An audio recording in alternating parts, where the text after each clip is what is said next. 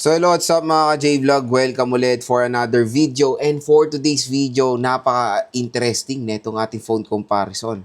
Xiaomi Redmi Note 15 5G versus the Xiaomi Redmi Note 15 4G. Ano kaya ang pinagkaiba at ano ba ang the best option? Tara, pag-usapan natin.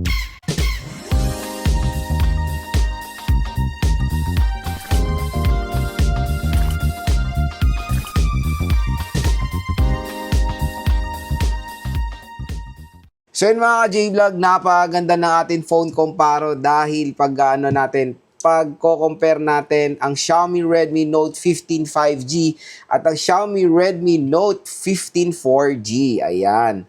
So itong dalawang smartphone na to ay syempre pareho silang lumabas ngayong January 2026 sa same lineup, of course, ng Note 15 series. So ang Note 15 series ngayon ay 5 ang nilabas na smartphone. Note 15 4G, Note 15 5G, Note 15 Pro 4G, Note 15 Pro 5G, at Xiaomi Redmi Note 15 Pro Plus 5G. 'Di ba? Napakadami. Ang dami niyong option, depende na lang sa inyong budget. Pre, maraming mga consumers natin ang nagugulan kung ano ba ang magandang bilhin na smartphone ngayong 2026. Especially itong dalawang smartphone na to ay hindi po nagkakalayo ng presyo. So, pasensyahan nyo na medyo parang nagmadali mag-order. Tingnan nyo naman, dalawang parehong glacier blue ang aking na-order. Dapat violet itong 5G. Nagmadali ako nung time na yon kasi ang grabe yung offer ng Xiaomi sa official store nila sa online dito sa ating view products. Etong tinuturo ko dito sa gilid na to, nandiyan po yung link ng murang Note 15 4G at Note 15 5G dahil mga ka-J-Vlog, ang layo ng presyo neto sa SRP. So, ang SRP kasi ng Note 15 5G, pag-usapan natin to. Itong 6GB 128, almost 14,000 pesos po ito. Meron din siyang 8GB 256 na almost 15,000 pesos ang presyo. Pero magandang balita sa online mga idol, itong Note 15 5G, pwede siya makuha ng 9 to 10,000 pesos. 6GB 128 po yan. Possible, pwede nyo pa siya makuha ng 8 plus pag in-apply nyo pa yung ating voucher. Again, pag clinic niyo yung product link natin dito, may magge-generate po na special voucher para sa inyo. Pala collaboration niya ng YouTube Shopping at ng online platforms para sa mga consumers natin, para sa mga viewers natin, ma-encourage bumili sa online kasi sobrang mura nga naman at sayang din yung mga discount nyo. At huwag kayo mag-alala, official store po ni Xiaomi ang inyong pagbibilan. At diyan ko rin po binili itong mga smartphones na to. Grab your chance now, ngayong January 28 na lang. Upon uploading this video, January 28, 2026, meron pong free yan na smartwatch na Smart Band 9. Grab nyo na yung chance na yan. Sobrang limited lang yan mga idol. So, yun. Napakamura, and I think for the 256, pwede nyo makuha ng 10 to 11,000 pesos. Ang laki ng discount talaga. Ito panalo yung 4G. Kasi ang SRP neto for the 8GB 128 mga idol is 11,000 pesos. Pero, nabili ko lang to, 8GB 128 sa halagang 7,500 pesos and 0 centavos. Diba? Napakamura mga idol.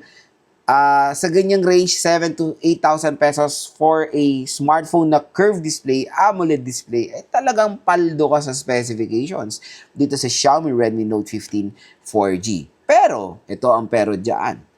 Marami nagugulan, ano ba Lods? Magpa 5G ba ako or magpo 4G? Kasi pag i-compare mo po ang kanilang presyo, sabihin na natin 7,000 pesos ang pinakamababa, sabihin natin 9,000 pesos ang pinakabababa.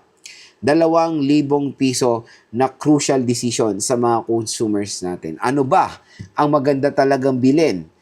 4G ka ba na all-in ang specs din? 5G na powerful din ang specification. So dito sa ating video, tutulungan ko kayo mag-decide ano ba ang the best dito sa dalawang smartphone na to at kung ano ba ang pinagkaiba ng dalawang smartphone na to. Ito kasi ang very interesting dito, itong 4G na mura ay may advantage din dito sa 5G na medyo mas mahal ng konti.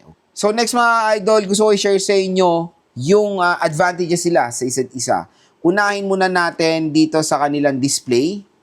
Display-wise mga ka-J-Vlog, pareho sila ng specifications. Wait lang, open ko lang tong 5G. Pareho-pareho sila ng specification, 6.77 inches both smartphone. At tingnan nyo naman pag pinagharap nyo talaga, hindi nyo kayang ma-identify which is 4G and which is 5G. So 6.77 inches AMOLED display, 3200 nits of brightness.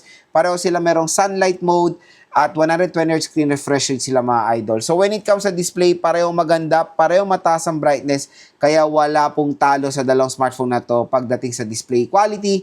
Napakaganda, very premium, sobrang matutuwa yung mata nyo pag ginagamit nyo tong 5G and 4G dahil meron silang AMOLED display na very sharp, very vibrant, napakaganda ng color accuracy na display. At ito'y nakakatuwa sa 4G and 5G ng Note 15, curved display na po sila mga ka-J-Vlog. Usually kasi pag mga base model, flat display, curve ang mas mahal. Medyo binaliktad ata ni Xiaomi ang ganyang senaryo kasi yung mga pinakamahal nilang smartphone ay flat display na, tapos yung mga mura is curved display. Na which is very interesting na dati hinahangad natin yung mga ganitong sobrang gandang display na merong presyo na 20,000 pesos pataas. Pero ngayon, pwede nyo na makuha ng halagang 10,000 pesos below. Okay? So, sa display, pareho sila maganda. Walang talo dyan. Ito ang pinaka-crucial na decision sa mga consumers.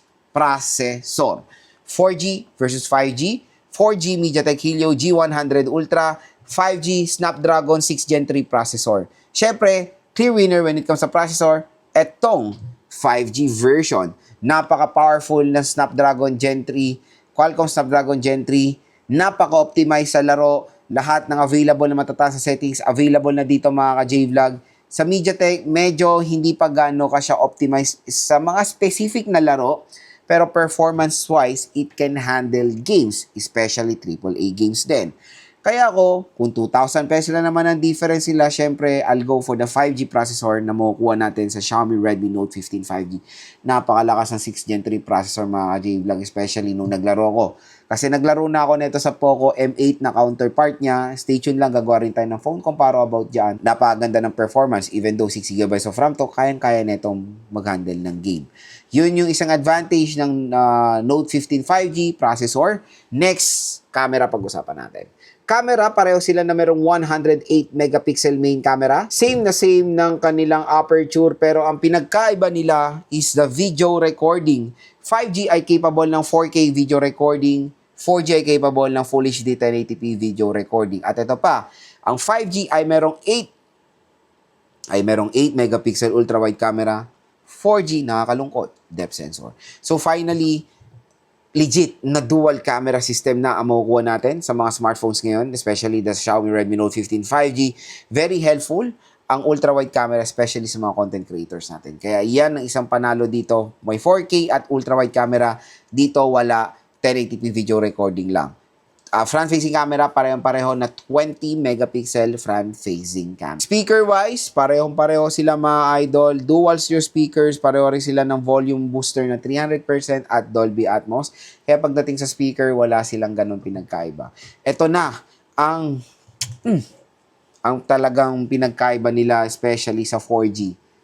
Ito ang lamang ng 4G. Dito sa 5G, ito po ay 6,000 mAh battery capacity. Ang 5G natin is 5,520 mAh.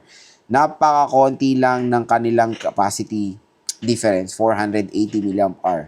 So, 5,500 napakalaki yan. Pero syempre, mas malaki yung 6K. Ang laki ng jump niya compare sa Note 14 na meron 5,000 plus din. Na ito malupit dito. 6,000 to. Pero parang ano sila, when it comes sa weight, parehong-pareho lang itong 4G and 5G. Tapos slim pa. 'Di ba? Ang lalaki ng battery ng mga smartphone na to, pero na-maintain nila yung pagkanipis ng kanilang smartphone. So, napakaganda ng ergonomics. Yung design, nakakatawa lang kasi pareho lahat ng Note 15 series and especially Poco M8 series.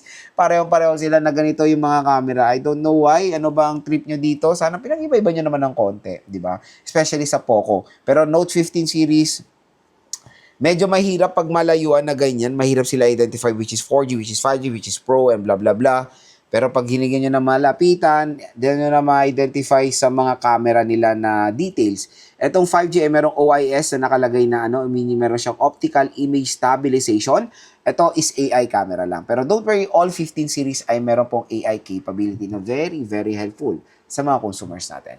So yun, ang isang advantage nito is meron siya malaking battery capacity, pero ang advantage nito is sa charging rate. Ito ay 45 watt fast charging rate, ito ay 33 watt fast charging rate. Don't worry, itong dalawang smartphone na ito ay meron rin naman matataas na charging rate, pero syempre specs wise mas mataas itong 45 watts na makukuha natin sa Note 15 5G. Huwag kayong mag-alala mga ka-J-Vlog, dating sa battery capacity pareho sila makunat na try ko na. IP rating, konti lang naman ang difference. Itong 4G is IP64, ito is IP65 and IP66 water and dust resistant. So pareho sila na hindi po pwede masubmerge sa tubig. Quick reminder lang about dyan. 67 pataas po ang pwede masubmerge sa water, pero napakaganda or very welcoming na meron sila mga protection sa tubig kahit sa, kunyari, talsik ng tubig, accidental drop ng mga tubig, accidental drop, pwede siya ma-idol. So again mga ka-J-Vlog, yan yung ating advantages nila sa isa't isa.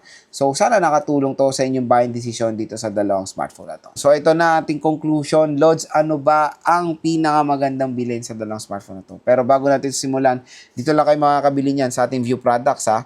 Mura at bagsak presyo lang dyan itong Note 15 5G at itong Note 15 4G. Ito na!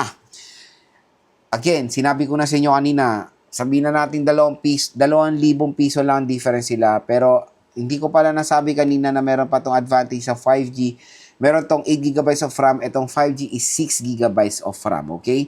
Again, meron silang mga expandable storage. Meron silang mga extended RAM, pero syempre, when it comes to specifications, gaming, or talaga mismong specs, ang kinakount talaga natin is yung physical RAM. So, yan yung advantage na itong Note 15 4G, 8GB of RAM po siya. Pero, meron din naman tumataas na RAM, which is 8GB 256. Magdadagdag lang kayo ng mga mas mataas pa. Kunyari, mga 2,000 pesos, diba? Kaya, ang kino-compare natin is yung base model ng mga smartphones na to. Okay. So, Lods, ano ba ang pipiliin mo pag ikaw ang bibili? Magno-Note 15 4G ka ba? Or Note 15 5G? To be honest, for me, to be honest for me, kung meron naman ako talagang budget, I'll go for the 5G. Unang-una dyan, ang nagkagusto ko, processor. Snapdragon kasi ang mga 5G nila. Pag 4G kasi, especially, pag Pro nga rin neto, MediaTek. So again, ang Note 15 series ngayon, pag 4G, MediaTek, Snapdragon ng 5G nila. So, yun nga, kung meron naman akong budget, I'll go for the 5G talaga kasi meron na siyang mas improved na camera.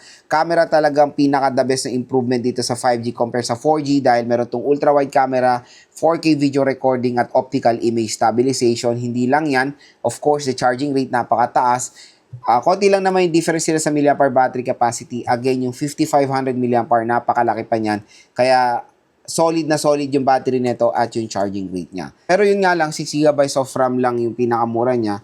Dito naman, makakatipid pa kayo ng 2,000 piso. Yung magagawa nitong 5G ay magagawa rin ng 4G. I know, very rin naman ang mga consumers natin when it comes sa budget. 2,000 piso, malaking bagay yan sa mga consumers natin. Kung hindi naman talaga importante pa ang 5G sa inyong lugar, I know sa province natin, usually 4G pa rin ang dominant. So, kung hindi nyo naman talaga need ang 5G connectivity at gusto nyo talaga makatipid ng sobrang laki, 4G is okay din naman. Kasi, to be honest mga ka-J-Vlog, kung i-compare mo to sa mga ibang brand, panalong-panalo talagang specs na itong Xiaomi Redmi Note 15 4G sa mga ibang brands na kalaban na itong smartphone na to. Napaka-solid na specification sa halagang 7,000 to 8,000 pesos. Napakagandang deal. Ang taas ng RAM. Kaya, kung hindi nyo kaya yung budget ng 5G, ito na ang pinaka-the best option para sa inyo, ang 4G version, dahil kayang-kaya rin naman makikipagsabayan neto sa 5G counterpart. So, yun ang ating phone comparison between dito sa dalawang smartphone na to, and hopefully nakatulong ito sa inyong buying decision when it comes sa 4G and 5G. Kaya dito lang kayo bibili sa ating View Products. Mura at bagsak presyo lang dyan, ang Note 15 5G at ang Note 15 4G.